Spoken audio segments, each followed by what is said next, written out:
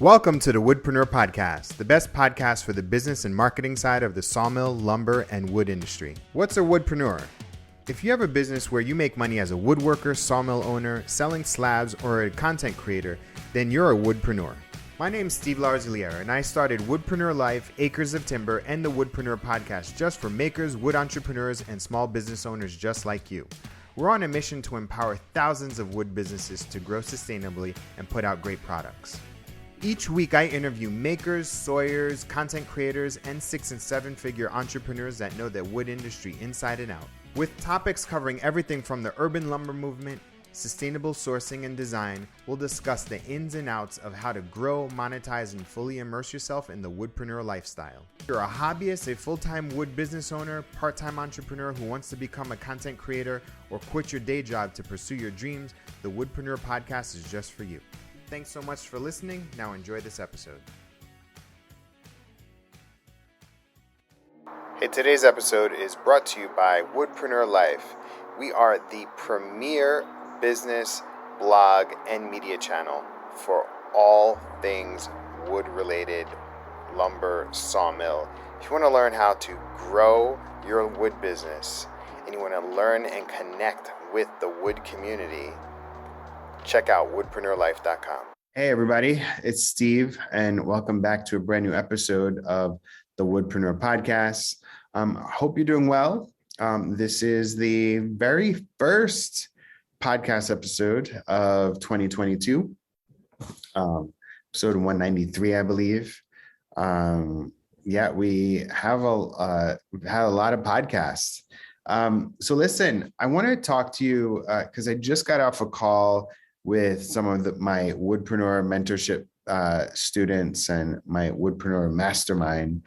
It's where we get together every week and or every other week, and we discuss their businesses, and I give them strategies to help them, improve their business, bring in more sales, help with operations, just have, I'm basically like their coach. So the one thing that I do want to talk about, which came up today with two of my clients, was just the whole idea about financing. And so, as a woodpreneur, how expensive it is to run your businesses, and how just the startup cost alone, all the tools, land, just everything. It takes up a lot of space, just a lot going on. And so, so I want to talk about just like some different strategies for you to finance and get funding for your business. And there are essentially 3 different ways, right? And so maybe before we get into that, it's like, why would you want money for your business? One is that you can invest in the space and the tools that make you more efficient. And when you're more efficient, you're more productive. When you're more productive, you are more profitable, right? The other thing too is, that you could probably do better, higher quality work if you have, if you invest in the right tools. And then lastly is, you just need that infusion of cash so that you can set up your business the right way. Because otherwise, you're just going to be grinding it out for as long as possible, right? Some people are patient. I met lots of people that are completely patient, and they've done that. So, I'm going to talk about 3 different ways. And so one is, the first part is just like saving and scrapping for it. So, using, money from your day job, or using money from, your side hustle jobs in order to like invest in the tools. That's one way to look at it, right? The other thing too is like you can get, if you do it that way, it will definitely take a long time, but you won't have any debt, right? And if you want to avoid debt, the best way for you to do that is to just save for it. And so, again, this helps if you have a day job, and all of your money from your side hustles your side hustle, woodworking, you can throw back into investing into tools. That's definitely one way that you could look at it. The other way is, wherever possible, just like finance equipment, right? So a lot of, if you're going to buy a mill, some of these companies, they have, my other client, iDry, you can finance. Again, that's another way to look at it. You can finance with the company. Another way, and the good part about that is that like some of these financing terms are so easy and they're so like low cost, it just kind of makes it a no-brainer for you to do it, right? They're like, $100, $200 there. But if you're bringing in some decent money, you can easily cover that. And especially if you're not relying on your business to eat as your main source of income, it's easy to pay off, right?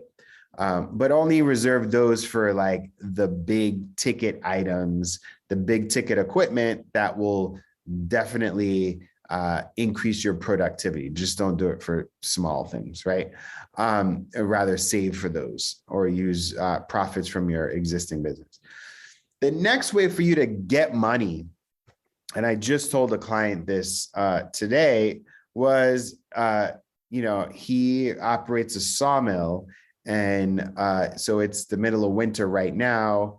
And he was like, and he was trying to he's working on getting a loan. And so one of the things that I told him was to go out and aggressively start booking sawmill jobs. And because it's like a slowish time and he's not going to be really milling as much, to go out and pre-sell, even if it's at a little bit of a discount, right? And then you can start collecting deposits. You can use some of the deposits in order for you to start financing equipment. But again, it's about going out and proactively marketing and selling your products and services in advance of your work, and then turning those jobs, those deposits, and some of that income into equipment investment. Or if the other way for you to get money is to you can ask for like a bank loan, private funding. Of course, I'm not a financial person. You should talk to a financial advice, but this is more of like, things that I've advised people on, my clients, and I've seen people sort of leverage good credit. Like there's good credit and there's bad credit. Don't put stuff on your credit card at all. That's bad credit.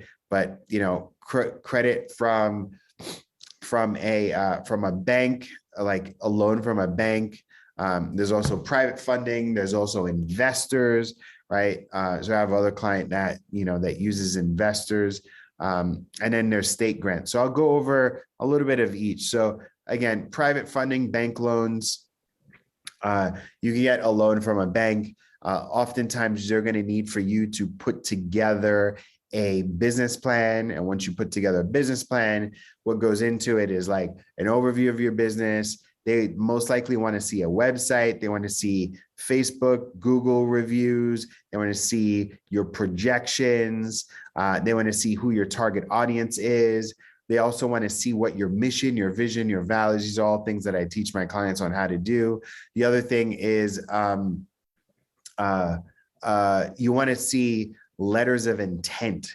So this is where I was telling you before, is that if you go out and you start pre-selling services, pre-selling products, so like if you're going to sell a bunch of tables, find a table person, find a company that will buy 20, 30 tables from you, sell it at a discount. But you show, if you put together like a letter of intent that says, all right, XYZ furniture company is going to buy, 40, 50 slabs of tabletops from me, right? And then each of those tabletops has a value. You can show that as pre-booked revenue, right? And so that's an important piece. So all of those things, regardless of what types of funding you're going to go for, you should put that together, right? And it's usually like, you can put together like a Google presentation or a PowerPoint presentation.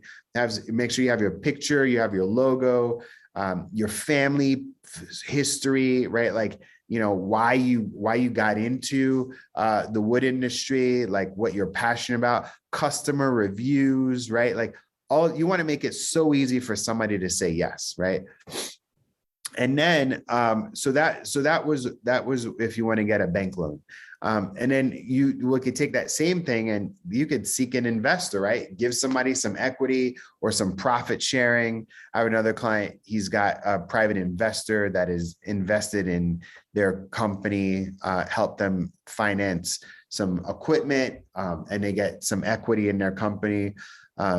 If you know some wealthy people or people that are well off, or you have people in your community that has like investment circles or investment groups, they can definitely invest in your company.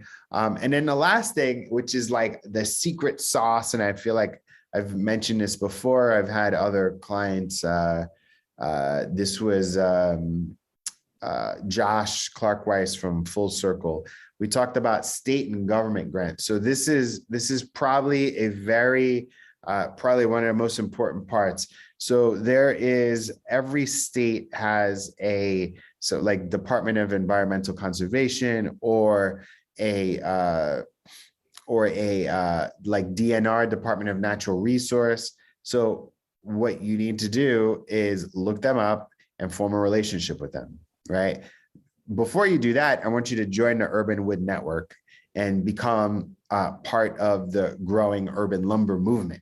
Once you're part of the growing urban lumber movement, you can put that logo on your website and you become like an advocate for salvaging and reclaiming trees and only using wood from urban areas, right? And a lot of you do that already. Like you get your trees and you get your lumber. Not a lot of you are getting your lumber from like Lowe's or Home Depot. Like you're getting them from local sawmills, you're getting them from, lumber shops, and so if you fall within this camp and you know where your wood is coming from, and I advise you to know where your wood is coming from, like this is really, really clutch and key. By plugging into something bigger than yourself, it gives you validation, it gives you like credibility. And so that's what I want you to do. It's like, first, join the Urban Wood Network, become part of it.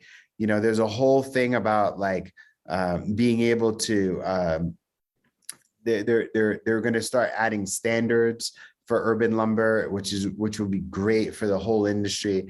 And then the other thing too is, so to go back to the DNR. So once you plug in with that, start advocating for it, connect with the local DNR and the state forest or the urban forester, and get them to know what you're doing.